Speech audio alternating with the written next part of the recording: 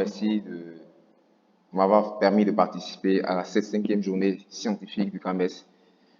Et le travail que j'ai l'honneur de présenter ce matin s'intitule Corrélation structure propriété des vers du système SB2S3, AS2S3, SB2TE3. Il a été réalisé au laboratoire de constitution et réaction de la matière sous la direction du docteur Kwame Indri, maître de conférence. Je suis Dali Brice Martial, doctorant au laboratoire de ce dit laboratoire. L'exposé que je vais vous présenter aura le plan suivant. Après une introduction, il se répartira sur 3 parties, une bibliographie, une technique expérimentale, des résultats et discussions, et j'achèverai mon exposé par une conclusion et les perspectives qui en découlent. En introduction, nous savons que les vers des chalcogénures sont des vers à base de soufre, sélénium, tellure, qui sont des chalcogènes, combinés à d'autres éléments. Ces vers ont présenté de bonnes propriétés optiques et pour la fabrication des fibres optiques et pour les lentilles des caméras à vision nocturne.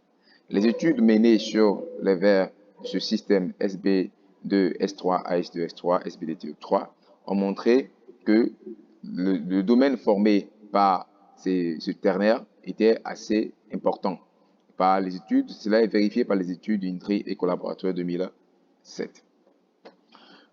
Les études antérieures sur le binaire SB2S3 AS2S3 par le XAF, le SANES, le Mosbauer de l'antimoine 221 a mis clairement en évidence l'ordre à courte distance, montrant que l'antimoine et l'arsenic sont réduits par le soufre. Les études avec l'IR, la DRI, la cinétique de cristallisation et des grappes optiques ont montré que ces vers sont constitués d'une phase, de deux phases qui sont SB2S3 et AS2S3 ensemble. Ainsi donc, un ordre au niveau de la première sphère de coordination est bien connu, mais pas au-delà. Alors que cet ordre au-delà de la première sphère de coordination appelé l'ordre à moyenne distance est un facteur important dans la détermination des propriétés des vers. L'objectif donc de cette présente étude sera donc d'analyser les relations entre les paramètres de l'ordre à moyenne distance et les propriétés thermiques, aussi d'analyser les relations entre les paramètres de l'ordre à moyenne distance et les propriétés physiques. À présent, la bibliographie. Il faut dire que les vers sont des solides cristallins présentant le phénomène des transitions vitreuses et ils peuvent être élaborés à partir de différentes méthodes dites non conventionnelles qui sont l'amorphisation, la partie de l'état gazeux, le procédé sol-gel ou encore par la méthode classique qui est la méthode par fusion qui fera l'objet de ce travail-là.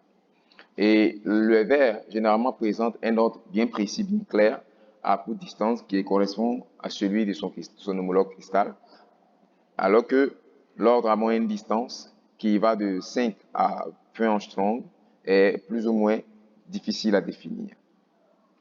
Les études menées sur le système ont montré que le domaine vitreux formé est délimité par SB2S3 AS2S3, ainsi que par SB2TE3 AS2S3 et par SB2S3 et SB2TE3, avec les pourcentages de 10 à 100, de 40, respectivement de 10 à 100, de 40 à 100 et 75 à 90.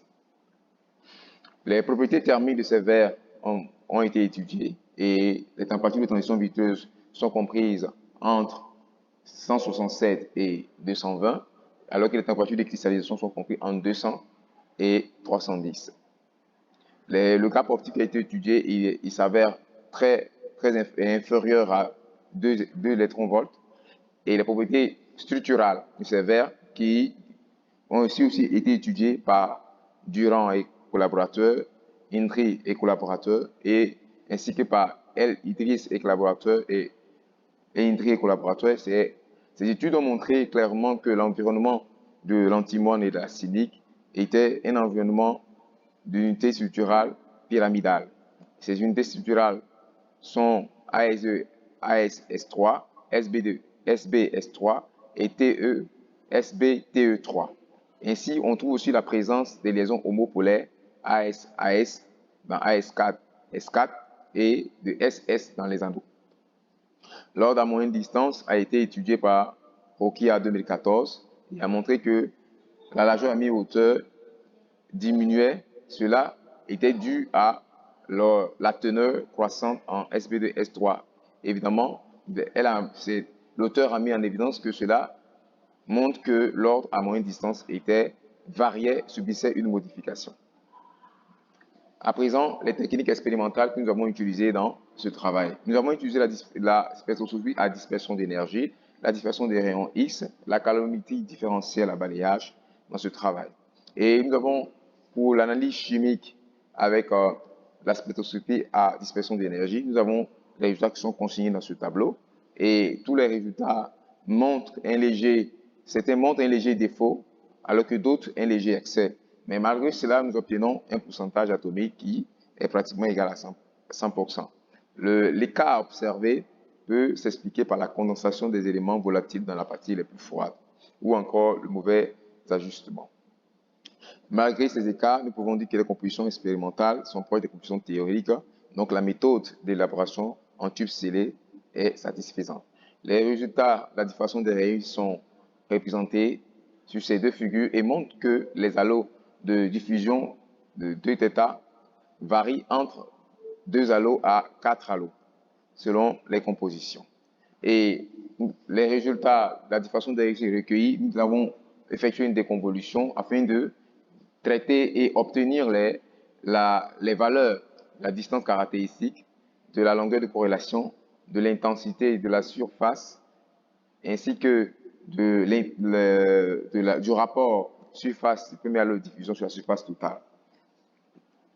Nous avons aussi déterminé les propriétés thermiques qui sont la température de transition vitreuse, la température de cristallisation et la température de fusion, la stabilité thermique, l'aptitude de la vitrification.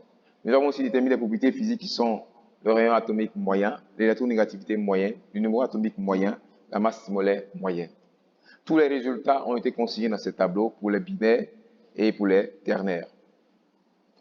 À la suite de ces résultats-là, nous avons donc effectué l'analyse pour pouvoir étudier la corrélation entre les paramètres de l'ordre à moyenne distance et les propriétés thermiques et physiques.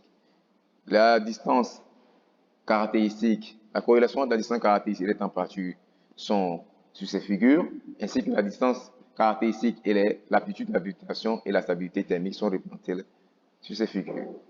La longueur de corrélation a été aussi représentée avec les différentes températures, ainsi que avec la stabilité thermique et l'aptitude de la vitrification. L'intensité, la surface et le rapport de la surface sur la surface totale ont été aussi représentés en fonction des températures et la stabilité et l'aptitude de la vitrification. Au vu de tous ces résultats, il ressort que la distance caractéristique entre les couches croît avec la stabilité thermique et l'aptitude de la vitrification et décroît avec la température de transition vitreuse et de fusion. Cependant, elle reste probablement indépendante de la température de cristallisation. La taille des unités structurales responsables de l'ordre à moyenne distance reste globalement indépendante des propriétés thermiques étudiées. L'intensité, la surface et le rapport de la surface perméable de diffusion sur la surface totale croît avec les températures de transition vitreuse et de cristallisation, avec aussi la stabilité thermique et l'aptitude à la vitrification. La concentration donc des unités structurelles responsables de l'ordre à moyenne distance devient importante et cela montre que l'ordre à moyenne distance est probablement modifié. En conclusion, ici, nous pouvons dire qu'il existe une corrélation globalement linéaire entre les paramètres de l'ordre à moyenne distance et les températures et la stabilité thermique des verres, ainsi que l'aptitude de l'application des compositions usinées sur ce système. Nous avons aussi analysé la relation entre les paramètres de l'ordre à moyenne distance et les propriétés physiques qui sont le numéro atomique moyen, la masse molaire moyenne, l'électronégativité moyenne et le rayon atomique moyen. Avec R, L et avec l'intensité et la surface perméable de diffusion, ainsi que avec le rapport de la surface perméable de diffusion et la surface totale. Il ressort de cela que la distance caractéristique entre les couches et la taille des unités structurales est étroitement liée à ces propriétés. Ces deux paramètres restent globalement indépendants du rayon atomique moyen, de l'électronégativité moyenne, du numéro atomique moyen et de la masse molaire moyenne. l'intensité et la surface et le rapport de la surface du premier lot de diffusion sur la surface totale évoluent tous de la même manière avec les propriétés. Le numéro atomique